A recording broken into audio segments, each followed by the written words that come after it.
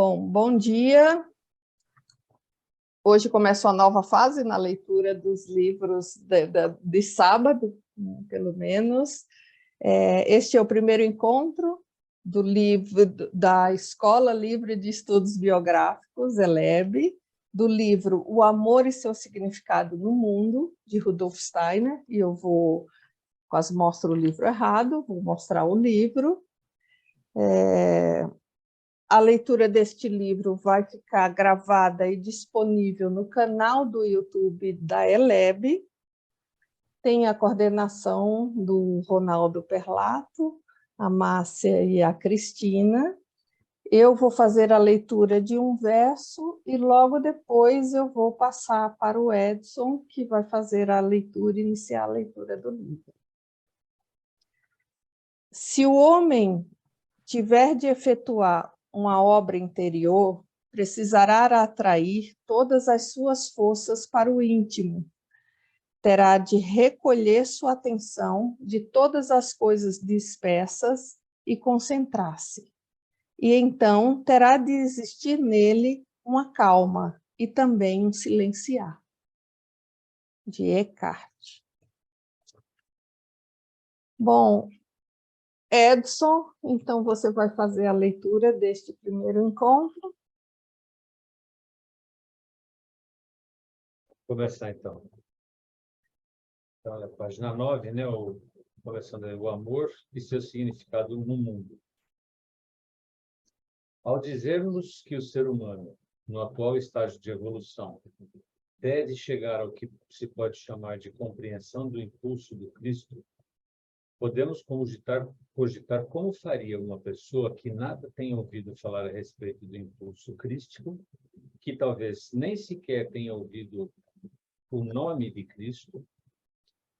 Perderá o homem o impulso do Cristo por não ter ouvido o seu nome? Será necessário conhecer a teoria, aquilo que é chamado do impulso do Cristo, para que a força crística se manifeste na alma? Esclareçamos-nos sobre essa questão mediante as seguintes considerações a respeito da vida humana, do nascimento e da morte. O ser humano ingressa no mundo e, na primeira infância, está semi-adormecido. Primeiramente, temos de aprender e sentirmos como um eu, a encontrar-nos como um eu. E a nossa vida anímica se torna cada vez mais rica, acolhendo tudo o que nos é proporcionado por esse eu. Ao aproximar-se a morte, essa vida anímica é rica e madura ao máximo. E por isso podemos formular a seguinte pergunta: o que acontece em nossa vida anímica quando o nosso corpo decai? É uma particularidade especial da nossa vida física e anímica o fato de aquilo que levamos na alma como experiência de vida, como conhecimentos de vida, se tornar cada vez mais significativo com a aproximação da morte. Mas também o fato de cada vez mais certas qualidades se perderem, surgindo outras, individualmente bem diversas. Na juventude, nós acumulamos conhecimentos, fazemos experiências e alimentamos esperanças que, em geral, somente mais tarde podemos avaliar. Quanto mais nos aproximamos da velhice, mais começamos a amar a sabedoria da vida. O amor à sabedoria não é egoísta, pois aumenta cada vez mais com a aproximação da morte. Cresce na medida em que diminui a expectativa de obter algo de nossa sabedoria. Cada vez mais nós amamos este conteúdo anímico. A ciência espiritual pode, inicialmente, tornar-se até mesmo tentadora, quando a pessoa se apercebe de que a vida seguinte depende da sabedoria conquistada na vida presente. Uma boa dose de egoísmo, transcendendo esta vida, pode, assim, brotar da ciência espiritual. E aí reside um perigo. Desse modo, pode ocorrer que a ciência espiritual concebida incorretamente na alma se torne tentadora. Esta é a sedução da ciência espiritual. Reside em sua essência. Pode-se observar que o amor à sabedoria da vida surge do mesmo modo como o florescer da planta, quando essa se encontra madura para tal. Podemos, pois, observar que surge o amor por algo que está dentro de nós mesmos. O ser humano já tentou, de muitas maneiras, transpor no sentido superior o impulso do amor por algo que está em nós mesmos. Nós encontramos, por exemplo, em místicos, o esforço, o impulso para desenvolver o amor próprio no sentido do amor à sabedoria, deixando-o então resplandecer uma bela luz. Aprofundando-se na própria vida anímica, eles tentam encontrar em si a centelha divina, seu eu superior, como sendo esta centelha. Na verdade, o ser humano forma como sabedoria de vida apenas o germe para a sua próxima vida. É como ocorre com a semente. Após a planta atravessar o ano, assim permanece a semente. Permanece sabedoria de vida. O homem passa pelo portal da morte e aquilo que amadurece como núcleo espiritual de sua essência é a semente para a sua próxima vida. O homem percebe disto, podendo tornar-se um místico e considerar o que é apenas semente para a próxima vida, como sendo a chama divina, como sendo algo absoluto. Isto é interpretado assim porque incomoda reconhecer que esta semente espiritual não passa de nós mesmos. Mestre Eckhart e Johannes Tauler falam dela como um Deus em nós. E aí tem uma citação sobre Eckhart, von Hockenheim.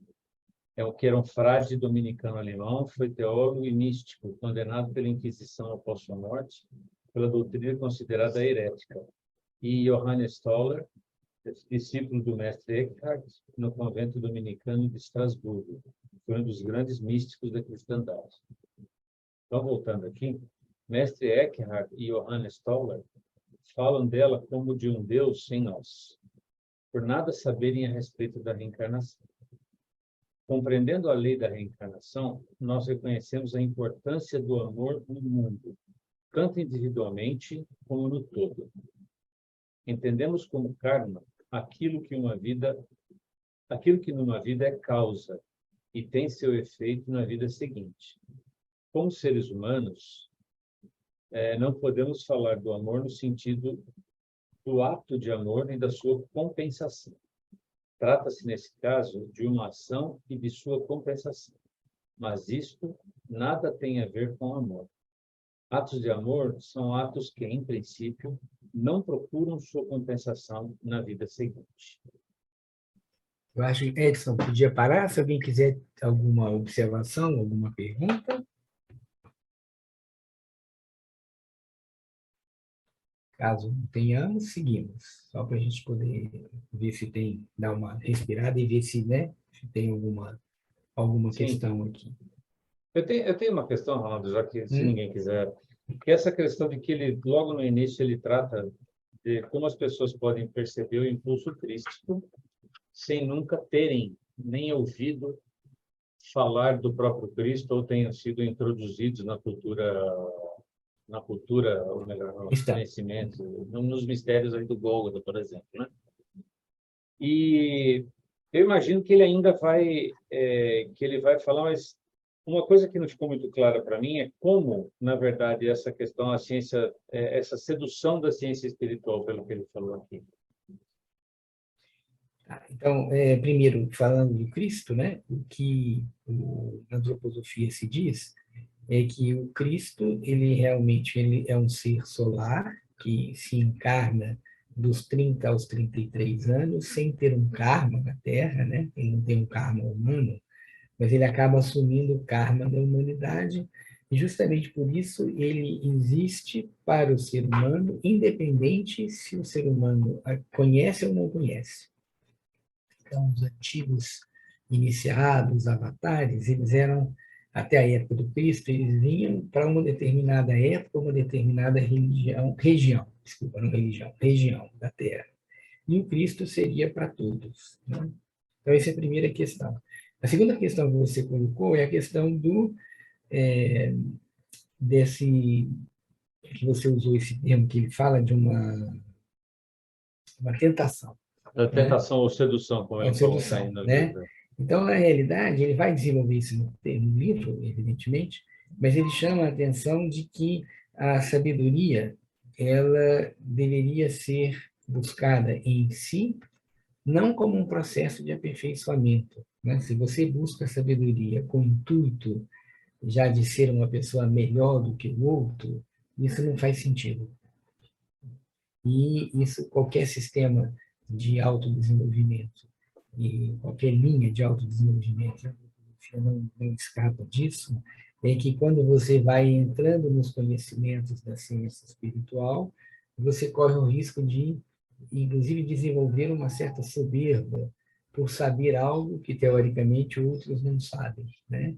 Isso são forças contrárias que atuam, naturalmente ele vai desenvolver mais isso à frente, né? Mas ele diz aqui que o místico é aquele que encontra, né, uma semente dentro de si, né? Essa chama divina que os mestres que ele cita, né, o Eckhart e o Johannes Tauler, não conhecendo a questão ou não levando em consideração a questão da reencarnação, eles consideram só uma semente espiritual. E aqui ele vai começando a falar mais começa a falar sobre o karma, onde nós temos algumas coisas para serem compensadas, mas o ato de amor, ele é acima disso, né? E ele vai desenvolver essa imagem que o amor é uma coisa que, na realidade, você exerce sem esperar nada em troca. Esse seria o verdadeiro amor, né? Quando eu faço um ato de amor esperando um reconhecimento, isso ainda não é o verdadeiro ato de amor. O aspecto. Ok. Podemos seguir? Sim. Imaginemos, por exemplo, que trabalhamos e somos remunerados pelo trabalho. Poderia, entretanto, acontecer de trabalharmos sem alegria alguma, por estarmos fazendo não para receber uma remuneração, mas para saldar dívidas. Podemos imaginar que, nesse caso, a pessoa já tenha gasto o dinheiro ganho pelo trabalho. Ela preferiria não ter dívidas, mas já que as tem, deve trabalhar para saldá-las. Transponhamos este exemplo para a nossa atividade humana geral. Tudo o que fazemos por amor se evidencia como se estivéssemos pagando dívidas com isso. De um ponto de vista oculto, tudo o que ocorre por amor não traz remuneração, sendo uma atividade de retribuição por um bem já consumido. As únicas ações das quais nós nada teremos no futuro são aquelas que partem de um verdadeiro, autêntico amor. Esta verdade poderia assustar. Felizmente, as pessoas nada sabem a esse respeito em sua consciência superficial. No subconsciente, porém, todas o sabem, e por isso realizam com tão pouco prazer os atos de amor. Esta é a razão de existir pouco amor no mundo. As pessoas sentem, instintivamente, que no futuro nada possuirão para o seu eu, dos atos de amor. Uma alma deverá já ter feito grandes progressos em sua evolução para sentir prazer em praticar atos de amor, dos quais nada obterá. O impulso para isto não é forte na humanidade, mas do ocultismo é possível obter fortes impulsos para atos de amor. Do ponto de vista do nosso egoísmo, nós nada obtemos dos atos de amor. Tanto mais, porém, obtém deles o mundo. O ocultismo diz: o amor é para o mundo, o que o sol é para a vida exterior. Nenhuma alma poderia mais crescer caso o amor fosse eliminado do mundo. O amor é o sol moral do mundo. Não seria absurdo para uma pessoa que tem prazer e interesse no crescimento das flores de um prado desejar que o sol desaparecesse do mundo? Voltando. Não seria absurdo para uma pessoa que tem prazer e interesse no crescimento das flores de um prado desejar que o sol desaparecesse do mundo? Transposto para o âmbito moral, isto quer dizer, deve-se ter interesse em que um desenvolvimento sadio se imponha nas relações da humanidade. É uma atitude sábia semear tanto amor quanto possível pela Terra. Não há nada mais sábio do que promover o amor na Terra. O que nos oferece a ciência espiritual? Aprendem-se os fatos da evolução terrestre, ouve-se a respeito do espírito da Terra, sobre a superfície terrestre e suas alterações, sobre o devir do corpo humano e assim por diante.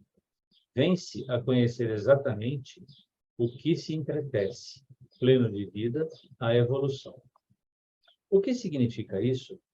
Isto significa, se as pessoas nada querem saber da ciência espiritual, elas não têm interesse algum pelo que aí está, pois quem não conhece Saturno, quem não quer conhecer a essência do Sol e da antiga Lua, tampouco conhece a Terra. E aí uma citação de número 2, que a esse respeito, Rudolf Steiner, em A Ciência Oculta, capítulo Evolução do Universo e do Homem, da editora Antroposófica. Se as pessoas carecem de interesse pelo mundo, isto é negligência, e é o mais crasso egoísmo. Interessar-se por tudo o que existe, eis o compromisso do ser humano. Desejemos e amemos, pois, o Sol com sua força criadora, com seu amor pela prosperidade da Terra e das almas humanas. O conhecimento da evolução da Terra deve ser o berço espiritual do amor pelo mundo, pois uma ciência espiritual sem amor seria um perigo para a humanidade. Não queremos, porém, pregar o amor.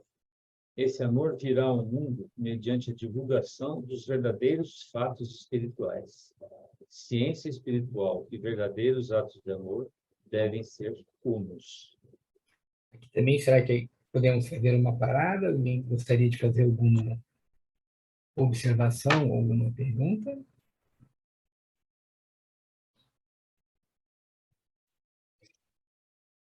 Estão todos tímidos hoje. Não estão sabendo que está sendo gravado. Pois é. Acho que a Eu Mara fiquei confusa com uma parte, tá. Sônia. Sônia, tá. Então, ele fala que quem pratica um ato de amor não busca recompensa, não é? Mas, pela minha experiência própria, a recompensa é imediata, porque quando você faz alguma coisa de amor, a gente já se sente recompensado instantaneamente, independente se vai vir de fora, mas vem de dentro a recompensa. Eu não sei, eu fiquei confusa por isso, porque às vezes eu faço alguma coisa por alguém e a pessoa fala assim, nossa, muito agradecida. Eu falo, não preciso agradecer. Aí eu falo assim, gente, eu fiquei mais feliz fazendo, eu fiquei muito feliz fazendo, então não precisa a pessoa agradecer, não precisa nada. Então, ficou confusa essa parte para mim. Você pode...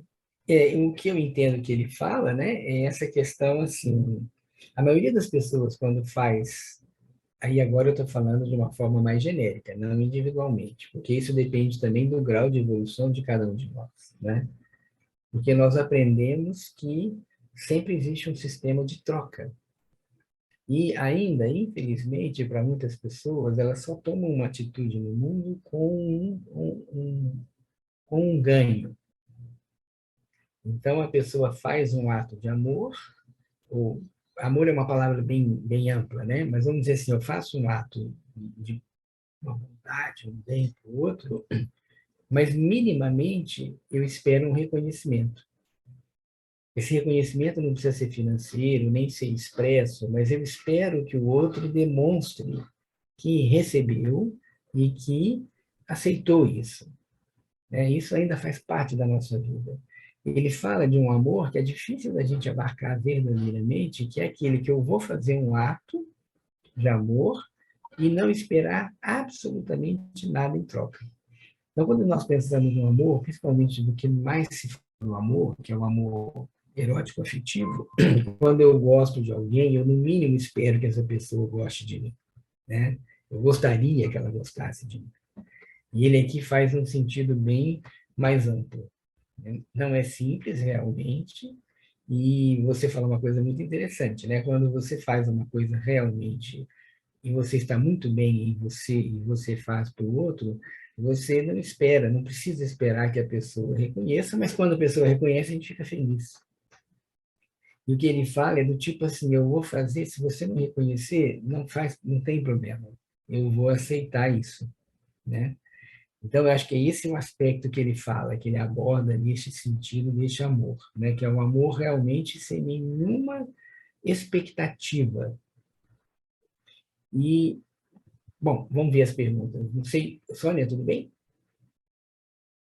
Edson, você levantou a mão? Sim. Mas antes, Edson, desculpa, eu tinha prestado atenção que a Mara tirou o microfone. Eu não sei se ela ia, né, ia E falar alguma coisa. Tá, então, tudo bem. é sobre, por exemplo, assim, esse amor seria esse germe que você planta de uma vida e consegue reconhecer na vida seguinte esse trabalho já feito, no sentido de que isso você não adquire assim, esse amor da centelha divina de uma hora para outra, né? Então, trazendo assim de outras vidas, todo o trabalho que é feito nas nossas reencarnações, com o nosso desenvolvimento, um dia a gente vai chegar a isso. É interessante a sua pergunta, né? É uma questão, a sua pergunta coloca a questão no tempo, né? É, E essa questão no tempo, ela extrapola, ela pode ser no tempo de uma vida, numa biografia diurna, né? Que é entre a morte e o novo nascimento, mas entre biografias diurnas, e aí volta ao que ele traz como ciência espiritual, existem as biografias noturnas, que são aquelas que o ser humano perpassa entre a morte e o novo nascimento, onde ele faz uma avaliação da vida da biografia diurna anterior e também das anteriores, de várias anteriores. E nessa avaliação, você gera uma tarefa kármica. O karma seria uma necessidade, né? E, naturalmente, esse aspecto da tarefa, ele vem porque nós, como não somos perfeitos, né, não somos hierarquias superiores, nós cometemos uma série de falhas. Acertamos, evidentemente, mas também temos uma série de falhas. E esse é o processo de desenvolvimento, né, em que eu volto, e aí Steiner traz uma imagem bastante interessante, que em outro texto, né, não nesse, em que nós reencarnamos não apenas para resolver as nossas questões pessoais, mas também para ajudar no desenvolvimento da humanidade. Esse já é um ato de amor. Se eu conseguir realmente atuar pelo desenvolvimento da humanidade, principalmente se eu não espero nada em troca. Então, imagina que eu falo, eu vim para a vida, eu vou ser uma personalidade super importante, vou ajudar na evolução da Terra, seja através da ciência, seja através da religião, da arte, mas eu quero ser reconhecido. Então, esse ainda não é o verdadeiro ato de amor. E por isso que ele fala da importância de se conhecer, através da ciência espiritual, o que é o antigo Saturno. Então, ele cita expressões aqui que quem conhece a antroposofia sabe que ele está se referindo à cosmogênese, que é a gênese do cosmos, quando tudo começa com o antigo Saturno, depois vem o antigo Sol, a antiga Lua, a Terra, e posteriormente essa Terra vai também continuar a sua evolução. Do que eu entendo que ele quer dizer aqui nas entrelinhas é que quando nós reconhecemos que tudo que nós temos hoje na Terra é o mundo espiritual manifesto, o que seria isso? São os seres espirituais que se derramam na natureza, no mundo. Esse é um verdadeiro ato de amor. É uma verdadeira doação dos seres espirituais. Então, quando nós olhamos isso, né, eu vejo que você tem a possibilidade de compreender como que seres tão superiores se dedicam a criar a evolução humana, com toda a imperfeição que nós ainda temos. Então, eu entendo que esse reconhecer isso e conhecer, né, essa evolução que a ciência espiritual nos traz, E a ciência espiritual traz especificamente a figura do Cristo como sendo esse centro, né, este ser central, que é por si aquele que é puro amor, e desse puro amor ele incentiva a fraternidade entre os homens, esse seria um caminho de reconhecimento do amor. Edson, desculpa, agora... Sim. Eu não sei se cabe mais uma vez, eu li, eu não sei se é uma citação do próprio Steiner ou de alguém que escreveu a partir dele, e falando da questão do amor realmente altruísta, ou da questão de quando a gente exerce um ato de caridade, né? Para a gente prestar muita atenção, se muitas vezes esse ato de caridade, por exemplo, quando você dá uma esmola, se você não está mais preocupado com satisfazer a sua própria necessidade de se ver livre daquela situação, ou se você está realmente querendo ajudar. Que é uma coisa que eu já me perguntei muitas vezes. Você faz aquilo realmente para ajudar o outro, ou você faz aquilo para tentar se livrar daquela situação o mais rapidamente possível, que é uma coisa que uma pessoa não quer ter contato. Então, eu achei esse um exemplo bom do que é, de fato, esse altruísmo, né? Isso me marcou quando eu li muito tempo. Né? Isso volta novamente para o que a antroposofia sempre fala, né? E não precisaria ser antropologia, na vida mesmo observando, né? Que é a questão de que tudo parte de um caminho de desenvolvimento interior. Então, pode ser que realmente, em determinadas situações, eu precise agir de uma forma até paternalista, né? Eu vejo que a pessoa não tem condições, eu vou lá e ajudo, mas a verdadeira ajuda seria no sentido de possibilitar ao indivíduo agir por si. Né? Mas tem determinadas situações que se chega, por exemplo, depois de um... Né? Hoje em dia se fala muito da pedagogia de emergência, né? Que também Sim. tem uma forte influência na antropologia. Então, você vai ajudar pessoas que estão em situações onde houve um desastre natural, ou até mesmo uma guerra, e as pessoas estão absolutamente numa situação de absoluta fragilidade. E que aí não é o momento de você ficar pensando no futuro, você tem que agir naquele momento. Agora, em todas as situações de ajuda, existem pessoas que realmente estão ali, às vezes até sem perceber, isso é mais inconscientemente, mas assim, buscando uma satisfação própria mesmo na ajuda, né? Não pensando verdadeiramente no outro. Isso não por maldade, algumas pessoas realmente não conseguem perceber isso, né?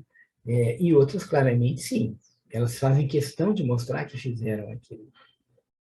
Então, é uma questão que a gente tem que entender que, eu sempre brinco, né? O ser humano ele tem autoconsciência, autonomia, mas é o único ser vivo que tem a possibilidade do auto-engano. E quando eu faço uma coisa dizendo que é pelo outro, mas na realidade eu estou buscando satisfação própria, isso é um auto-engano. E não é um processo de desenvolvimento verdadeiro. E é curioso, né, Cada um tem Ronaldo? que olhar para si, né? Exato. Sim, desculpa. E é curioso que até na Bíblia mesmo tem uma passagem também, eu não conheço a Bíblia profundamente, muito pelo contrário, mas que tem uma passagem assim, que a sua mão direita não saiba o que faz a sua mão esquerda, né? Então, acho que isso também traz um pouco desse aspecto. desse aspecto, né? E parece que tem uma questão aí, viu, Ronaldo? Eu acho que no chat, se você quiser falar. Da não vi, desculpa. Clarice, a Clarice, eu não sei se ela quer falar, não. Então, ela fala tentando decodificar, está gravando. O amor seria mais ligado a servir a um ser espiritual do que um ato de bondade, embora seja parte do aprimoramento moral. Eu acho que eu não entendi bem a pergunta. O que ela quis dizer? Você não quer falar, Clarice? Fala, Clarice. Está gravando, né? Doutor Ronaldo, pelo que eu entendo, eu sinto que o amor é uma coisa muito maior do que nosso ato de bondade que a gente produz aqui na Terra, embora o bom, o belo e o verdadeiro fazem parte do nosso aprimoramento moral. Eu acho que quando a gente fala esse amor, é isso a minha dúvida, a gente está se referindo mais a um serviço, a um ser, força, não sei mais como fala, também força é a gente ser materialista, né? Porque pelo que eu estou lendo na Filosofia da Liberdade. Por isso está tudo assim, ó, como se fosse mais um ser cósmico, um serviço a essa evolução como um todo, né? Pensando em nós, nos que estão para trás, nos que têm que ir para frente. Isso seria o amor, nessa força que o Rudolf Steiner está trazendo? Então, no próprio texto ele fala da centelha divina, lembra? Então, isso é um aspecto interessante, porque todos nós temos uma centelha em nós, e isso é a representação da espiritualidade máxima. Tem um outro texto em que o Steiner fala que é interessante que tem dois momentos da história da humanidade, né, que são muito importantes. Um é aquilo que é descrito na Bíblia como a queda do paraíso, onde Lúcifer, na imagem da serpente, que é uma força contrária, diz para o ser humano: vocês podem ser deuses. E no Novo Testamento, o Cristo usa essa mesma expressão: sois deuses. Mas com uma diferença brutal. É a mesma frase, mas a intenção é completamente diferente. Porque a força luciférica é uma força de compulsão, de soberba, e a força do Cristo é uma força de libertação. Então, na realidade, isso o João Torunsky, que é um sacerdote da comunidade cristã, tem um texto muito bonito onde ele fala isso, né? Que quando nós agimos em relação às forças contrárias que trazem soberba e poder, e aí as manifestações de amor, entre aspas, muitas vezes são manifestações de soberba e de tentativa de poder sobre o outro, é completamente diferente da atuação do Cristo, porque o Cristo age em liberdade. Então, quando nós atuamos em relação a esse ser solar, que é essa hierarquia superior a todos nós, e atuamos no sentido de liberdade, é completamente diferente quando nós falamos a mesma palavra amor, para quando fala, eu faço um ato de amor para você, mas no fundo vem uma soberba de como eu sou melhor e posso te ajudar, ou um poder do tipo, eu te ajudo, mas agora você está em dívida. Então, não sei se eu consegui responder bem a sua pergunta, mas o que me veio com relação à sua pergunta de um ser espiritual, né, de uma coisa mais ampla, eu vejo nesse sentido. Era isso, Clarice? Doutor Ronaldo, eu sinto que eu preciso digerir, porque nem a pergunta saiu adequada, porque isso tem algo se mobilizando dentro de mim e que estou a caminho, tá bom? Ótimo. Todos estamos a caminho. Esse é o caminho da cura, estar a caminho. Tudo bem? Podemos seguir? Continuando. O amor, o sensorial, é a origem para o criativo, para o que está nascendo. Sem o amor sensorial, nada mais existiria de sensorial no mundo. Sem o amor espiritual, nada mais haveria de espiritual na evolução. Quando nós praticamos o amor, quando o cultivamos, derramam-se no mundo forças germinativas, forças criadoras. Devemos fundamentar isso por meio da razão. As forças criadoras tiveram de derramar-se também no mundo antes de nós e de nossa razão. Certamente, sendo egoístas, não podemos eliminar do futuro as forças criadoras, mas não podemos apagar os atos de amor e as forças criadoras do passado. Edson, desculpa. Claro. Eu estou com um texto mais antigo aqui e me deu uma dúvida. Você falou, não podemos eliminar do futuro. No meu texto está, podemos eliminar do futuro. Desculpe, certamente sendo egoísta. E esse faz uma diferença aqui. Você pode muito grande, muito grande. Desculpa, na verdade, eu passei batido aqui. Voltando à página anterior. O não aparece embaixo. Certamente, sendo egoístas, nós podemos eliminar do futuro as forças criadoras, mas não podemos apagar os atos de amor e as forças criadoras do passado. É isso, né? É isso, está certo. Tá. Os atos de amor do passado aos atos de amor do passado devemos nossa existência. Assim como somos fortes devido a esse ato, também estamos fortemente endividados com o passado. E tudo o que conseguimos alguma vez produzir em termos de amor será pagamento de dívidas por nossa existência. Podemos, então, compreender os atos de uma pessoa altamente desenvolvida, pois ela tem dívidas maiores com o passado. É uma atitude sábia pagar as dívidas por meio de atos de amor. O impulso para o amor cresce com o evoluir de uma pessoa. Apenas a sabedoria não é suficiente para tal. Imaginemos da seguinte forma: o significado do amor no atuar do mundo. Imaginemos da seguinte forma o significado do amor no atuar do mundo. O amor é algo que sempre aponta para dívidas existenciais do passado. E como do pagamento de dívidas nada sobra para o futuro, nós mesmos nada possuímos dos nossos atos de amor. Devemos deixar nossos atos de amor no mundo, os quais ficam, então, inscritos no suceder cósmico espiritual. Nós não nos aperfeiçoamos mediante nossos atos de amor, e sim mediante outros atos. O mundo, entretanto, torna-se mais rico graças aos nossos atos de amor, pois o amor é o elemento criativo do mundo. Eu acho que esse parágrafo é bem rico, né? Traz muitas questões aqui. Então, primeiro é que ele traz um fato, eu vou usar uma palavra que ele usou aqui no final, chamar a atenção, que é bem interessante, é uma frase muito bonita, uma expressão muito bonita, que é inscrito no suceder cósmico espiritual. Então, isso é bem interessante, porque tem a ver com a cosmogênese que nós falamos, né? Suceder é algo que vem numa sequência, no tempo, né? Numa evolução. E é cósmico, porque ele está muito além da minha vida individual, da minha época em que eu vivo, da existência da humanidade. É algo que reforça aquilo que o mundo espiritual fala, que a essência espiritual fala. E nós, seres humanos, estamos inscritos nesse suceder cósmico, porque vivemos de uma doação das hierarquias superiores. E aí ele diz o seguinte: aqui na Terra, nós precisamos do amor sensorial.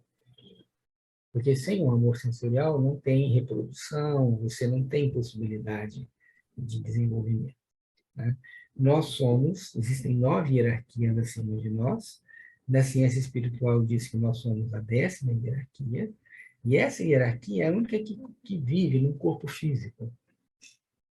E na realidade física, você precisa engendrar, você precisa gerar, né? Fisicamente, assim como no espiritual, existe uma geração espiritual. Na Terra, nós precisamos do amor sensorial. Mas esse amor sensorial está sempre envolvido com egoísmo, posse, né? Isso é uma realidade.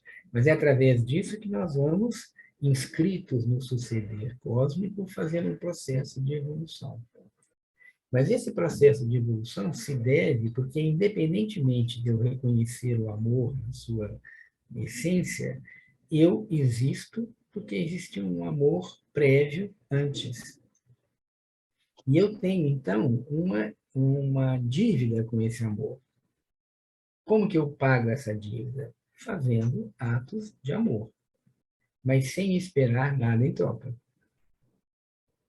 Porque enquanto eu estiver fazendo atos de amor, esperando algo em troca, eu não estou realmente reconhecendo essa grande força espiritual que se derramou na humanidade e que está inscrita nesse suceder cósmico. Então, hoje eu estou aqui na Terra, hoje, 12 de novembro de 2022, mas isso não existe só hoje, isso existe desde os primórdios. Esse é o suceder cósmico. E como se prevê que algo vem do passado? A biografia é passado, presente e futuro. Nós estamos aqui, individualmente, neste momento presente, mas viemos de um passado. E imaginamos que só a partir dessa leitura, né, considerando só essa leitura, se ela vai nos tocar ou não, isso já vai ter uma consequência no futuro, tocando ou não. Ou seja, existe um passado um presente e um futuro.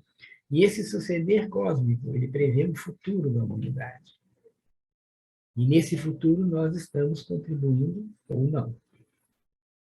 Então, aqui que vem esse aspecto, né? Que ele termina aqui, nós não nos aperfeiçoamos através de nossos próprios atos de amor, mas através de outros atos. Ou seja, eu vou aperfeiçoando, mas assim, o meu ato de amor, ele é entregue para o mundo.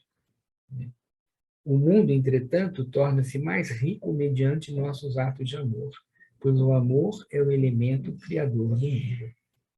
Porque foi assim no início do suceder cósmico, com as hierarquias. E eu continuo com essa tarefa. Assim? Então, Ronaldo, agora o senhor me respondeu. Espera Obrigada, aí. viu? Ah, Clarice, tá bom. Aqui a Cíntia tinha levantado a mãozinha lá. Tá? Cíntia?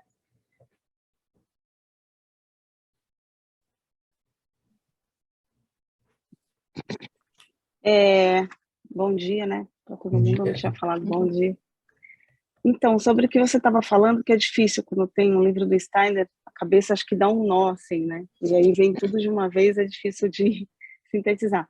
Mas aqui, trazendo para uma coisa mais nossa mesmo, do cotidiano, individual, quando ele fala aqui, né? É uma atitude sábia pagar as dívidas por meio dos atos de amor. O impulso para o amor cresce com o evoluir de uma pessoa. Aí eu fiquei pensando assim, por exemplo, na nossa vida, quando a gente tem dificuldade com uma pessoa, né, e a gente não se dá bem, a gente não gosta daquela pessoa, mas aquela pessoa, ela está no nosso convívio. E aí esse ato de amor seria, por exemplo, eu renunciar não é nem renúncia, mas colocar um esforço de encontrar alguma coisa de bom, algum elo com que a gente possa se relacionar e tirar essa coisa da antipatia, né, de sempre com aquele olhar, ela tá falando, já não gosto do tom da voz, não gosto, né, isso seria, ou seja, esse esforço, né, que eu quero dizer, de ir contra mim, né, de não me dar bem e quebrar um padrão, talvez, que eu tenho comigo mesma, né, isso seria esse ato de amor, assim, que eu coloco no mundo? Isso também seria uma dívida, pagando essa dívida, né, cósmica, que me pegou muito essa parte dos seres, né, que se derramam, eles não tinham por que fazer isso, no meu entendimento, né, eles fizeram por amor, né, então isso seria uma forma de pagar um pouquinho da dívida. Então, é interessante assim, né? O que você fala. Primeiro que nós temos que reconhecer que, como seres humanos, nós estamos muito longe da unidade e, naturalmente, da perfeição. Então, esse amor que ele fala aqui é um ato de amor, como o do Cristo, das hierarquias, que é muito superior do que nós ainda conseguimos fazer. Mas o fato de não conseguirmos fazer a plenitude não nos impede, né, e não nos desculpa de fazermos um caminho. E isso que você falou, o Steiner fala como sendo atos de positividade. O ato de positividade é aquele em que você consegue ver o que está por trás de um fenômeno na natureza, ou de uma pessoa. Então, eu não gosto de uma pessoa. Isso faz parte da vida. Está no suceder cósmico, né? Porque nós estamos vários seres humanos em desenvolvimento, e, naturalmente, em algum momento, você desagrada alguém. Mas eu posso, se eu agir de uma forma absolutamente egoísta, eu posso, inclusive, perder uma possibilidade de uma grande atuação no mundo junto com essa pessoa de que eu não gosto. Ao mesmo tempo, quando eu pratico uma aproximação dessa pessoa, eu posso também ajudar que essa distância, que essa tensão que existe entre nós, também possa evoluir. Então, o ato de amor, realmente, eu entendo aqui, dentro da nossa qualidade humana, não hierárquica, superior, é agir pelo bem geral. E a positividade é aquele exercício que eu reconheço que eu não gosto dessa pessoa. mas que eu vou procurar, eu já não gosto. Então, isso eu já tenho. A positividade, eu procurar o que ela tem de bom. O que eu não gosto, eu já sei, né? E pode até ter, realmente, eu não gosto dessa pessoa, não simplesmente por uma mera antipatia, mas porque essa pessoa me provocou algum mal-estar, alguma questão assim. Eu não preciso estar convivendo especificamente com essa pessoa, mas eu posso desenvolver uma qualidade de positividade, que ainda, consequentemente, não é o amor pleno, mas eu estou no caminho. E aí eu imagino que isso seja, segundo a sua pergunta, se é como pagar uma dívida, porque na evolução, nesse caminhar cósmico, né, nesse suceder cósmico, existem seres hierárquicos que estão a favor da evolução da humanidade, mas também tem seres que são contrários. Mas pensando nesses que são a favor da evolução, a evolução é algo que vai sempre no sentido crescente em direção ao futuro. Sempre que eu tenho um nó numa relação, eu não estou indo em direção ao futuro. Eu minimamente estou preso no presente e muitas vezes eu estou regredindo.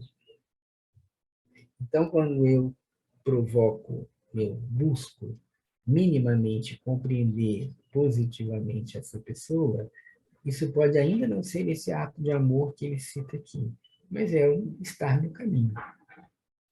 Então, eu acho que, respondendo a sua pergunta, se eu entendi ela bem, realmente sim, tudo que eu posso fazer, eu estou caminhando neste sentido. Cíntia, tudo bem? Não, só para... Entendi, obrigada. Eu acho que também, no fundo, né, tudo tem a ver com a gente mesmo. Então, isso que você falou, né, estar a caminho, acho que aí bate com o que eu penso, né, com o que eu já vi também. Porque, no fundo, vai se tratar de mim, né? Então, eu vou me modificar e eu vou ter que a outra pessoa vai continuar lá, ela nem está sabendo, né?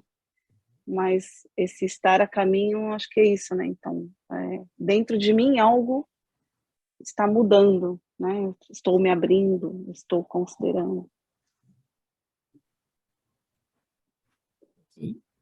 Mara? Mara, você vai ser a última, que nós já estamos hoje 9h30, né? Mas tudo bem, mas pode perguntar, tudo bem. Não, não é. Vamos encerrar hoje aqui. É só uma colocação também no sentido de... É difícil, né? Esse ter um pensamento positivo, que eu digo até um pensamento positivo, porque é difícil esse ato de amor. Foi bom você ter colocado isso agora, assim, no sentido de você ir para um lado positivo para ajudar na sua evolução, né? Mas, assim, você fica sabendo de um pedófilo na sua família. É difícil, né? Nesse suceder cósmico, nunca foi dito que ia ser fácil, né? Esse é um aspecto que a gente vai... E por isso que nós estamos aqui. Porque, e aí é que é interessante, lembrando, juntando duas coisas que você falou e que a Cíntia perguntou. No livro da iniciação, o Steiner coloca as condições para que você possa estar no caminho da iniciação.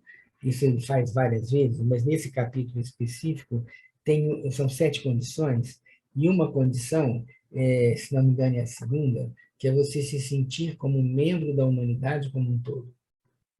E esse sentir-se membro da humanidade como um todo é descrito como sendo aquela capacidade de você, ao ver um ato errado, né, porque somos humanos, você pensa, em lugar de ficar alimentando um ódio para essa pessoa, você pensar, talvez essa pessoa tenha feito esse ato errado, reconhecidamente errado, e sobre o qual ela tem que, na justiça humana, pagar de alguma forma.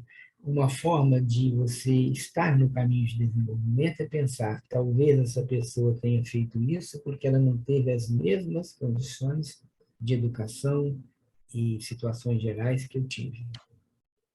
E, no sentido mais profundo e mais difícil, seria pensar que, talvez, se eu tivesse tido as mesmas condições que essa pessoa teve, eu estaria fazendo o mesmo ato que hoje eu estou praticando.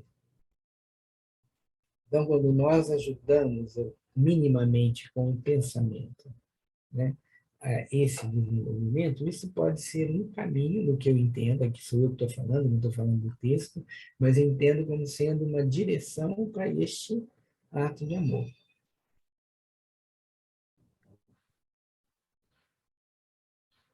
Bom, chegamos no ponto, gente, 9h31, acho que podemos hoje encerrar, né? Agradeço a vocês aí, essa persistência, né? Nós estamos aí já há tanto tempo com essas leituras, né? Se não me engano, esse é o 4º livro que nós estamos lendo, né? Desde que começamos essas leituras. Esse é o primeiro encontro deste livro, mas é o 92º encontro, desde que, na época da pandemia, nós começamos pela escola os grupos de estudo. Este grupo de estudo, especificamente, já completou 92 encontros aqui, né? Então, eu agradeço a persistência dos que estão nos acompanhando em tantas leituras, né? Desejo a vocês um ótimo fim de semana, tenhamos todos uma boa semana pela frente. Boa semana a todos. Boa semana. Tchau. Obrigado. Boa semana, gente. Tchau. Boa semana. Tchau.